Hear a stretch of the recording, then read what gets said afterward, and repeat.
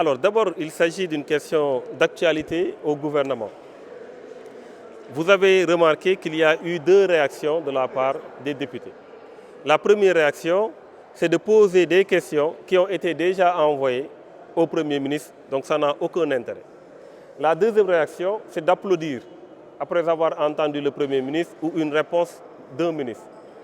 Mais ça veut dire quoi? Ça veut dire que nous sommes face à une tribune politique donnée au gouvernement du président Macky Sall pour dérouler une stratégie de communication, pour faire une pré-campagne, pour parler d'un bilan. Alors qu'il s'agit ici de l'Assemblée nationale.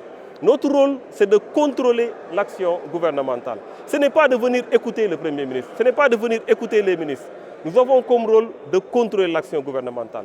Aujourd'hui, beaucoup de questions ont été évoquées, mais on ne devait pas attendre des réponses du gouvernement parce que nous avons des outils pour pouvoir trouver des réponses à travers des commissions d'enquête parlementaire. L'affaire du pétrole, ça pouvait être réglé par les députés à travers ce qu'on appelle une commission d'enquête parlementaire. On n'a pas à se suffire des réponses du gouvernement ou à se suffire des réponses du Premier ministre. Voilà le problème. Voilà le problème qui se pose et vous avez tous suivi le ministre de l'Intérieur donner des chiffres, donner une situation. Mais est-ce que vous pensez que dans un processus électoral, il ne doit revenir qu'au ministre de l'Intérieur, membre d'un parti politique et d'une coalition, de donner les informations? Mais nous devons avoir les informations en tant qu'acteurs, ce qui n'est pas le cas. Vous vous rendez compte, il vous dit qu'il y a eu 3 millions de cartes produites, alors qu'ils ont annoncé plus de 6 199 000 inscrits. Est-ce que tous les Sénégalais vont avoir leur carte? L'information que nous avons aujourd'hui, il n'en a pas parlé, mais il devait répondre sur la question combien de cartes ont été distribuées au moment où nous parlons. L'information que nous avons, c'est 900 000 cartes, pas plus, sur les 6 199 000 inscrits. Aujourd'hui, nous sommes dans la période contentieuse. C'est du 12 au 25. Beaucoup de Sénégalais n'ont pas la possibilité de pouvoir vérifier sur leur nom et sur la liste ou pas. Pourquoi? Parce que le ministère de l'Intérieur a envoyé une version électronique du fichier et a chargé aux maires de publier les listes. Et il y a des mairies où il n'y a même pas de boîte mail. Pourquoi est-ce qu'on n'a pas pu tirer le fichier, afficher le fichier et faire en sorte que les Sénégalais puissent savoir si leur nom est sur le fichier ou pas? Ensuite, il y a l'absence de filiation. On ne dit pas vous avez comme père telle personne, vous avez comme mère telle personne. On a du mal à identifier les gens. Il y a véritablement tout un système qui nous renvoie à une certaine crainte et à un certain soupçon. Ce que nous soupçonnons, c'est une fraude administrative. Ce que j'appelle fraude administrative, c'est de se débrouiller pour tout simplement retenir des cartes ou faire une distribution sélective. Ensuite, de créer le flou dans la période contentieuse, d'avoir une visibilité en tant qu'organisateur des élections et de pouvoir en profiter et faire profiter sa coalition ou son parti.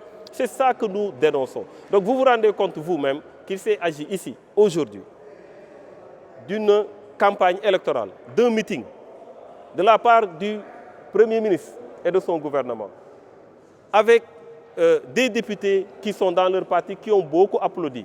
Voilà ce qui s'est passé, voilà ce qu'on nous a servi à l'Assemblée nationale.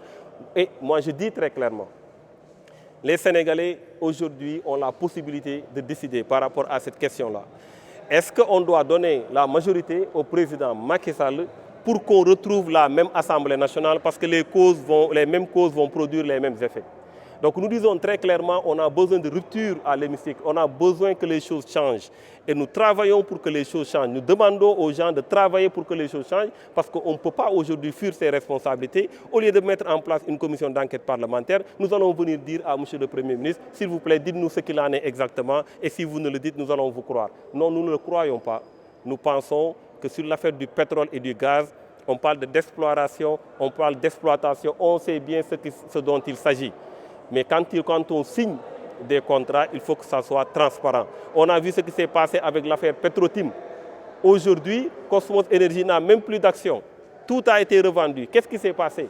Il y a énormément de choses à revoir dans notre pays et c'est pourquoi nous sommes venus justement parce que nous avons dit qu'il s'agit d'une mise en scène, qu'il s'agit du théâtre, vous avez tous assisté à du théâtre.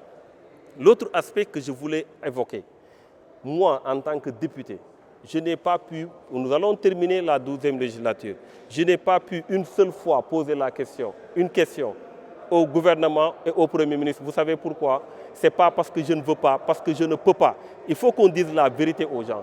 Ce qui se passe, c'est qu'on a favorisé la majorité, il y a eu un dialogue entre les membres d'une même majorité. C'est ça qui se passe à l'Assemblée nationale. Nous sommes là pour servir de décor.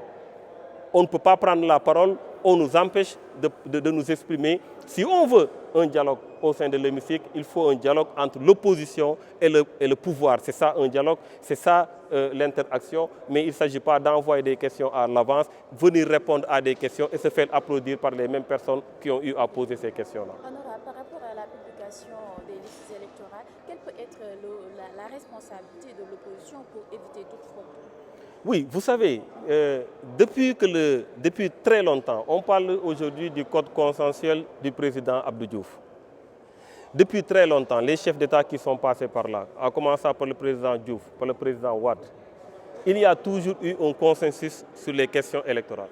Parce qu'il s'agit de questions extrêmement importantes et sensibles. On ne peut pas, dans une démocratie, avoir le monopole de l'information sur le processus électoral. Vous avez tous, je viens de le dire, suivi que c'est le ministre de l'Intérieur qui a le monopole de l'information sur le processus électoral. Et c'est ça qui n'est pas normal. Nous nous sommes battus. Nous nous sommes beaucoup battus. Et vous savez, quand ils sont venus ici pour faire voter le code électoral, nous avons dit non. Nous ne voulons pas de ce code électoral. On vous dit toujours qu'il y a eu un code consensuel. Il n'y a jamais eu de code consensuel. On n'a jamais voté à l'unanimité le code électoral. Ce dont il s'agissait plutôt de la refonte partielle. Et ça, c'est autre chose. C'est par rapport à la refonte partielle. Mais le code électoral, il y a eu un forcing ici à l'Assemblée nationale. Et on ne peut pas comprendre dans un pays comme le Sénégal, une démocratie majeure, qu'on puisse faire un forcing en ce qui concerne un processus électoral. Donc, et c'est ça qui continue. Vous avez vu pendant la période d'inscription, il y a eu des changements de commission, sans l'aval de l'opposition, sans concertation, sans discussion, rien du tout. On se lève un bon jour, on ferme telle commission, on ouvre telle commission. Aujourd'hui, on est dans la phase contentieuse. L'État devrait dire qu'on a réussi à donner des fiches, en tout cas le fichier format matériel pour qu'on puisse l'afficher au niveau des mairies. Parce que l'État est responsable de tout ça. Mais quand on envoie à des maires parfois qui ne peuvent même pas utiliser un mail, on lui envoie un fichier électronique à charge de diffuser le fichier, ça pose problème. Donc beaucoup de Sénégalais aujourd'hui ont des difficultés. Donc nous le disons très clairement, ce processus n'est pas clair, ce processus n'est pas consensuel, ce processus n'est pas inclusif. Et c'est ça que nous dénonçons et nous continuons de dénoncer. Maintenant, nous avons eu à faire des marches pour ça. Vous avez tous vu que nous avons été attaqués, nous avons été malmenés.